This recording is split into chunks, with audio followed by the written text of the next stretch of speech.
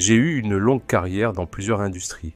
Si vous énumérez mes péchés, je ressemblerai à la pire personne sur Terre. Mais si vous les comparez aux choses que j'ai bien faites, cela a beaucoup plus de sens. La valeur de l'inspiration est largement sous-estimée. C'est certain, mais je veux être clair. Je ne cherche pas à être le sauveur de qui que ce soit. Ce n'est pas ce que je veux.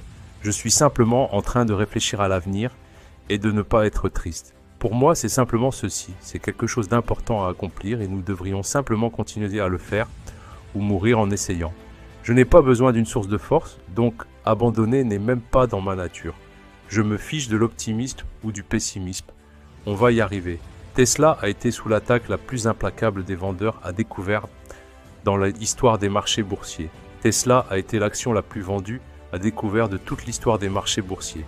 Cela affectait notre capacité à embaucher des gens, notre capacité à vendre des voitures. Oui, c'était terrible. Ils voulaient tellement que Tesla échoue qu'ils pouvaient presque le goûter. Eh bien, la plupart d'entre eux ont payé le prix fort. Oui, où sont-ils maintenant? Travaille comme un fou. Je veux dire, tu dois travailler 80 à 100 heures par semaine, chaque semaine. Toutes ces choses améliorent pas les chances de succès. Donc, on me dit souvent, que pouvez-vous faire pour encourager les entrepreneurs à créer des entreprises? Je leur réponds, si vous avez besoin de motivation, ne lancez pas d'entreprise. Nous avons fondamentalement raté presque tous les aspects de la ligne de production de la Model 3, des ventes aux batteries, au moteur, à la ligne de carrosserie, à la peinture, à l'assemblage final. Tout. Tout était raté. J'ai vécu dans les usines de Fremont et de Nevada pendant 3 ans pour réparer cette ligne de production, courant comme un maniaque dans chaque partie de cette usine, vivant avec l'équipe. Je dormais par terre pour que l'équipe, qui traversait un moment difficile, puisse me voir là. Ils savaient que je n'étais pas dans une tour d'ivoire. Ce qu'ils souffraient, je le vivais encore plus intensément. Il n'y avait pas d'autre moyen de le faire fonctionner. Ce furent 3 années infernales. 2017, 2018 et 2019 ont été 3 années, la période la plus longue de douleur excruciante de ma vie. Il n'y avait pas d'autre solution, et nous avons à peine survécu. Nous étions au bord du gouffre tout le temps. Tu penses que ce défi de trouver une nouvelle façon de fabriquer, maintenant tu as un avantage? Maintenant que tu as découvert comment le faire? À ce stade, je pense que je sais plus de choses sur la fabrication que n'importe qui d'autre vivant actuellement sur Terre. Je peux te dire comment chaque putain de pièce de cette voiture est fabriquée.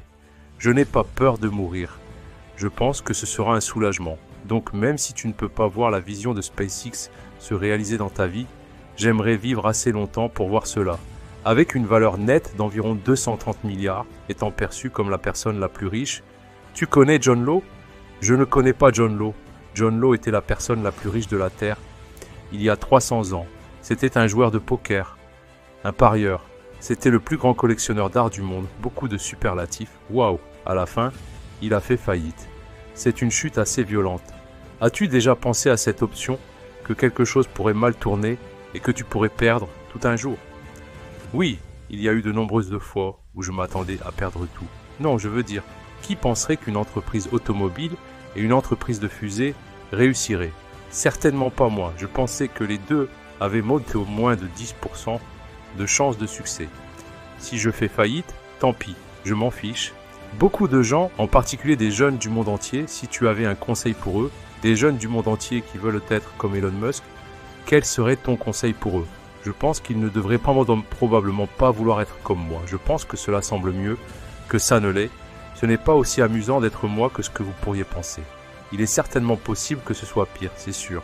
Je veux dire, c'est vraiment difficile de démarrer une entreprise. Tu dois être préparé à travailler constamment, du matin au soir. Tu dois être prêt à faire face à de nombreux problèmes difficiles et complexes. Tu dois être prêt à gérer une énorme quantité de stress. Et tu dois juste te pousser très très fort. Je ne le recommanderais pas à la plupart des gens. Essaie d'être utile. Fais des choses utiles pour tes semblables, pour le monde. C'est très difficile d'être utile, très difficile. Demande-toi, est-ce que tu contribues plus que ce que tu consommes? Essaie d'avoir une contribution nette positive à la société. Je pense que c'est cela l'objectif à viser. Vous savez, ne pas essayer de devenir un leader, juste pour le bien de devenir un leader ou quoi que ce soit. Souvent, les personnes que vous voulez comme leader sont celles qui ne veulent pas être des leaders. Donc si vous pouvez vivre une vie utile, c'est une bonne vie, une vie bien vécue. J'encouragerai les gens à utiliser les outils mentaux de la physique et à les appliquer largement dans la vie. SpaceX, Tesla, Neuralink, la société de transport et la philanthropie. Si l'on considère la philanthropie comme l'amour de l'humanité, alors oui, ce sont toutes de la philanthropie. Tesla accélère l'énergie durable, c'est un amour de l'humanité. SpaceX essaie de garantir la survie à long terme de l'humanité avec une présence sur plusieurs planètes. C'est aussi un amour de l'humanité. Neuralink cherche à résoudre les blessures cérébrales et les risques existentiels liés à l'IA. C'est de l'amour pour l'humanité. La société de transport cherche à résoudre les problèmes de circulation, ce qui est bon pour la santé de la plupart des gens, et cela aussi, c'est de l'amour pour l'humanité. J'encouragerai les gens à lire beaucoup de livres. Lisez en gros, essayez d'absorber autant d'informations que vous pouvez, et essayez aussi de développer une bonne connaissance générale. Cela vous permettra au moins d'avoir une vue d'ensemble, une sorte de carte du paysage des connaissances. Essayez d'apprendre un peu sur beaucoup de choses, car vous ne savez peut-être pas ce qui vous intéresse vraiment. Comment sauriez-vous ce qui vous intéresse réellement si vous ne faites pas une exploration périphérique du paysage des connaissances? Parlez avec des gens de différents horizons, de différentes industries, professions, compétences et occupations. Essayez simplement d'apprendre autant que possible. La recherche de sens, c'est toute la question, non? C'est la recherche de sens, oui, quel est le sens de la vie et tout ça. Mais en général, comme je l'ai dit, j'encouragerai les gens à lire de manière large, dans de nombreux domaines différents, puis à essayer de trouver quelque chose où il y a un chevauchement entre vos talents et ce qui vous intéresse. Certaines personnes peuvent être douées pour quelque chose, mais elles n'aiment pas forcément le faire. Donc vous voulez essayer de trouver quelque chose où vous avez une bonne combinaison de ce que vous faites naturellement bien et ce que vous aimez faire. Quand vous avez eu cette troisième échec consécutif, avez-vous pensé « je dois abandonner » ? Jamais, pourquoi pas, je n'abandonne jamais. Il faudrait que je sois mort ou complètement invalide, en gros. Plus vous faites quelque chose longtemps, plus vous ferez d'erreurs cumulées, ce qui, si vous additionnez ces erreurs, pourrait vous faire penser que je suis le pire prédicteur de tous les temps. Mais par exemple, pour la croissance des véhicules Tesla, j'avais dit qu'on ferait 50%, et nous avons fait 80%.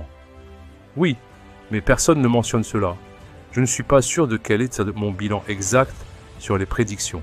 Il est le plus optimiste que pessimiste, mais pas toutes. Certaines ont été dépassées, probablement plus tard que prévu, mais elles se réalisent. C'est très rare qu'elles ne se réalisent pas. Je n'ai pas pour objectif de perturber pour perturber, vous savez. C'est plus comme réfléchir à quel ensemble d'actions est le plus susceptible de conduire à un avenir meilleur. Donc vous savez, l'une des choses, évidemment, pour que l'humanité ait un avenir convaincant pour la civilisation, c'est que nous devons avoir un chemin clair vers un avenir énergétique durable. C'est l'une des choses sur lesquelles je pense que tout le monde s'accorde. Je ne suis pas quelqu'un qui a tendance à diaboliser le pétrole et le gaz, juste pour être clair. Cela est nécessaire en ce moment, sinon la civilisation ne pourrait pas fonctionner.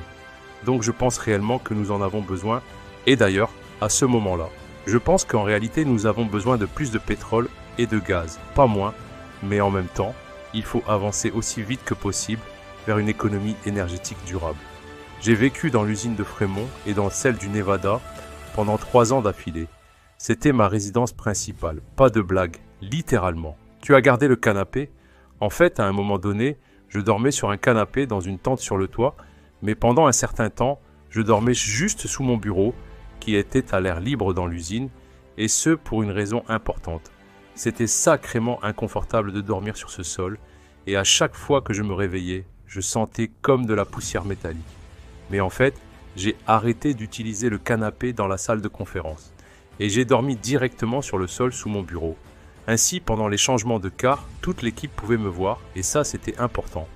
Parce que, vous savez, l'équipe, si elle pense que leur leader est quelque part en train de s'amuser, vous savez, à boire des cocktails sur une île tropicale, le fait que l'équipe puisse me voir dormir sur le sol pendant le changement de quart sans rien, cela leur montrait que j'étais là avec eux, et ça a fait une énorme différence. Et ensuite, ils ont donné tout ce qu'ils avaient. Quelles caractéristiques un entrepreneur doit-il avoir pour être comme vous? Eh bien, je pense qu'il faut être très motivé et avoir un seuil de douleur élevé. Elon, vous êtes considéré par Forbes et tout le monde comme la personne la plus riche du monde. Ce n'est pas un souverain.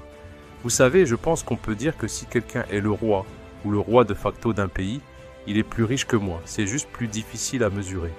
Mais avec 300 milliards de dollars, votre valeur nette change tous les jours. Elle augmente ou diminue de plusieurs milliards de dollars. C'est fou. Comment gérez-vous cela psychologiquement? Il n'y a pas beaucoup de gens dans le monde qui doivent y penser.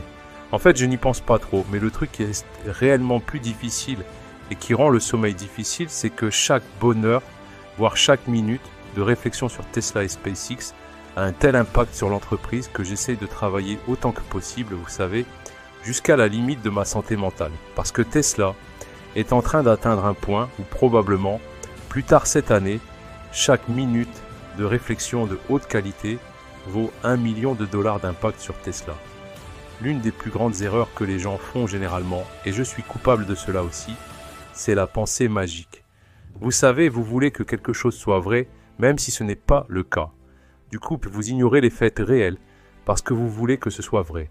C'est un piège très difficile à éviter. Et comme je l'ai dit, c'est un piège dans lequel je me trouve parfois, ayant des problèmes. Mais si vous adoptez l'approche de toujours penser que vous avez tort, à un certain degré, et que votre objectif est de faire moins d'erreurs, alors le défi pour les entrepreneurs est de se dire quelle est la différence entre vraiment croire en vos idéaux et s'y tenir et poursuivre un rêve irréaliste qui n'a en fait aucun mérite. C'est vraiment difficile de faire la différence entre ces deux choses. Donc vous devez être très rigoureux dans votre auto-analyse. Vous êtes les magiciens du 21e siècle, vous savez. Rien ne vous retient. L'imagination est la seule limite. Allez-y et créez de la magie. Comment Elon prend-il des risques? Je tente littéralement d'utiliser la méthode scientifique, franchement, et de considérer l'importance du résultat et ce qu'on risque pour atteindre ce résultat. Mais comme je l'ai dit, si le résultat est suffisamment important, même si la probabilité de succès est faible, je pense qu'il faut quand même tenter le coup. Dans mon esprit, certaines choses sont tellement importantes pour l'avenir qu'on doit absolument les faire, sinon on se retrouvera dans une grande galère. Alors, à ce moment-là, combien risquons-nous réellement? Parce que si nous ne prenons pas ces actions, nous n'aurons pas un bon avenir. Je pense que la chose la plus risquée serait l'inaction. Je respecte beaucoup ceux qui mettent un point d'honneur à faire un travail honnête, à faire des choses utiles et à avoir en général une mentalité de croître plutôt que de diviser, plutôt qu'une mentalité de somme nulle. Si vous voyez des gens, y compris des gens très intelligents, adopter des attitudes moralement douteuses, c'est souvent parce qu'ils ont, à un niveau fondamental, une mentalité de somme nulle. Et sans s'en rendre compte, ils ne réalisent pas qu'ils ont cette mentalité, ou du moins, ils ne s'en rendent pas compte consciemment. Si vous avez une mentalité de somme nulle, la seule façon de progresser, c'est de prendre quelque chose aux autres. Si le gâteau est fixe, la seule façon d'en avoir plus est de prendre celui des autres. Mais c'est faux. Évidemment, le gâteau économique a augmenté de manière spectaculaire au fil du temps. En réalité, vous pouvez avoir beaucoup de gâteaux. Le gâteau, ce n'est pas quelque chose de fixe. Vous devez vraiment vous assurer de ne pas fonctionner sans vous en rendre compte avec une mentalité de somme nulle, où la seule façon d'avancer est de prendre aux autres. Cela vous conduira à vouloir prendre des choses des autres, ce qui n'est pas une bonne chose. Il est beaucoup mieux de travailler à ajouter au gâteau économique. Quand je fais passer un entretien, ma question est toujours la même. Racontez-moi l'histoire de votre vie et les décisions que vous avez prises au cours de votre parcours et pourquoi vous les avez prises. Et aussi, parlez-moi des problèmes les plus difficiles que vous avez rencontrés et comment vous les avez résolus. Cette question est très importante car les gens qui ont vraiment résolu un problème savent exactement comment ils l'ont fait. Ils connaissent les moindres détails. Ceux qui ont prétendu avoir résolu un problème peuvent peut-être aller un peu plus loin, mais ils finiront par se retrouver bloqués. Êtes-vous heureux en ce moment? Je pense qu'il y a des degrés d'amour, mais pour être pleinement heureux, je pense qu'il faut être heureux dans son travail et dans l'amour. Je suppose que je suis moyennement heureux. Il y a des degrés de bonheur. L'amour ou les projets au travail peuvent-ils compenser l'amour parmi les gens? Je pense que l'amour du travail, de mon expérience, peut à la rigueur rendre quelqu'un à moitié heureux. Quel a été votre plus grand défi dans la vie? L'un des plus grands défis, je pense, est de s'assurer d'avoir une boucle de rétroaction corrective et de la maintenir au fil du temps, même lorsque les gens veulent vous dire exactement ce que vous voulez entendre. C'est un défi très difficile à surmonter.